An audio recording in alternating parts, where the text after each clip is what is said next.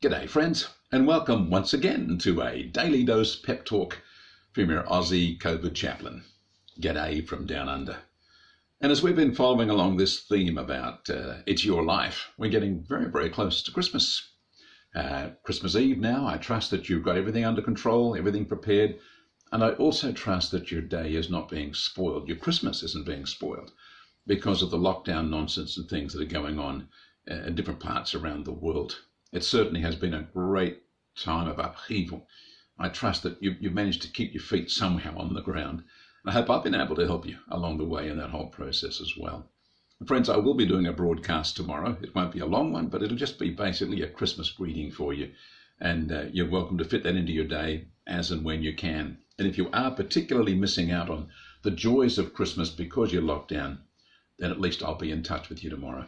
Someone to look forward to as part of your day. Hey, we've been talking about it's your life and looking at it from a number of different angles. And today I want to talk to you about housekeeping. I want to talk to you about taking out the junk. I've talked about junk and stuff like that before, but I've got a picture in my mind that I think might be really helpful for you.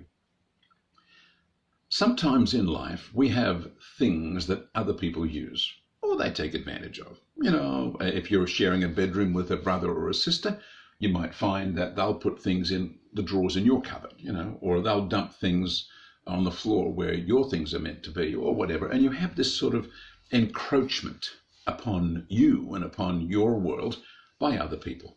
Of course, that happens at all levels. You'll find that there are authority figures that wish to push you around because they're exceeding their authority.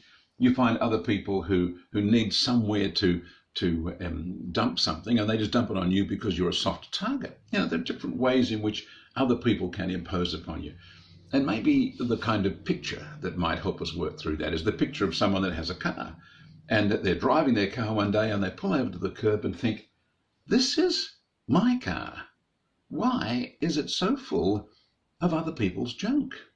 And you have a look at the car and you open the boot and you find someone put that suitcase in there years ago, and it weighs a lot, and I don't want that in the boot of my car. But you've been driving all of the time, taking it with you, because at some time in the past, somebody dumped it on you. You have a look and see that there's a whole bunch of rubbish on the roof rack, and you've been driving around with that stuff, rattling away on the roof rack of your car, and you think, I don't even own the roof rack. I didn't want that stuff on, but someone told me they needed my help, and they did. The next thing I'm driving around with that rubbish and that roof rack on the top of my car. You might find that you've got bumper stickers on your car that celebrate someone else's cause, but they came and stuck that bumper sticker on your car or something on your window to advertise your interest in something when you're not actually interested in it anymore, or you maybe never were. And you think, hang on a second, this is my car. I don't want that other person's suitcase in my boot. I don't want that rubbish on the roof rack. I don't even want the roof rack. I don't want those stickers on my bumper. No, I'm going to scratch them off and get rid of them. I don't want those things stuck on my windows. And so you start to go through a process of housekeeping, or maybe car keeping, I don't know what you call it, but cleaning up. You understand the analogy I'm talking about here. Your life can be just like that, where it actually needs a tidy up, a clean out, housekeeping, car keeping, life keeping, whatever you want to call it. You need to stop and say, hang on a second, it's my life. How much other junk am I carrying because other people dumped it onto me? I'm not going to pick up someone else's anger. I'm not going to pick up someone else's bitterness or unforgiveness. Goodness me, someone came along to me and they said, you should really be upset about this, and this person did that, and I got all upset on their behalf. And now I'm carrying around that agitation, but it belongs to them. Hey, this is my life. I don't need to carry their agitation or their fear. I don't need to carry their worry that the world is going to collapse. I don't need to carry that. That's their baggage. I'm not putting it in the boot of my car. I'm not going to put another roof rack on. I'm not going to have people dump stuff on my car. And you find you open the door, what's that smell? And you find that there are things, rubbish, rotting things that people have dumped in your car, as it were, the car of your life, as you've gone through life, journeying from place to place. And in that process, you've ended up being filled with a whole lot of stuff that isn't yours. It actually isn't your stuff, but you're now carrying it around as if it's yours. Now, because it's your car, you can clean it out. Well, you can take it through a car wash. You can get a fire hose and wash out the interior. You can scrub things off the windows. You can take the bumper stickers off. You can process that vehicle, clean it up the way you want it to be, and get rid of the relics, the debris, the rubbish that other people have put in your car over time because it's your car. Well, I've been telling you all week, it's your life.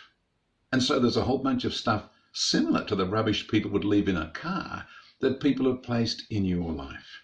They wanted you to have their prejudices.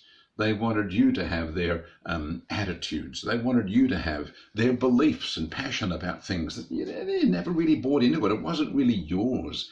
They put their baggage on you. You've been made to feel guilty because someone said that you should have been looking after them when it really wasn't your responsibility. And all of that stuff represents the kind of things I'm talking about. The rubbish in the boot, the rubbish in the car, the things stuck on the roof rack, the bumper stickers and the car window stickers right throughout your vehicle. So friends, today, well, I have to call it maybe housekeeping day, even though I'm using a car as my analogy, because it's your life. I want you to do some housekeeping today and say, I wonder if there are bumper stickers on my life that somebody else put there and I need to scrape them off. I wonder if there is baggage in the roof rack of my life or in the boot of my life or tucked under the seats and left dumped on the floor of the car of my life that I don't want it anymore. Other people put it there. They put it on me. And I'm now going to take this life and make it clean. I don't want to have all of that rubbish. It's housekeeping day. Car keeping day, life keeping day. We'll call it housekeeping day, just to keep it simple. As you go through this day, thinking about what have other people done to my life, and they've left the smell of it, the look of it, the color of it, the junk of it in my life. I want it out today. I want it out. And you might find that you've got to say, God, some of this stuff is really rotten and some of this stuff is really hard for me to deal with. I need your wisdom and the anointing of your Spirit to enable me to be able to clean out of my life the things I really don't want there, that other people have put into my life. Think about that today. A kind of a mental challenge, but a lifestyle changing challenge as we do housekeeping day today. As you think about it, as you see what God leads you to, may God bless you.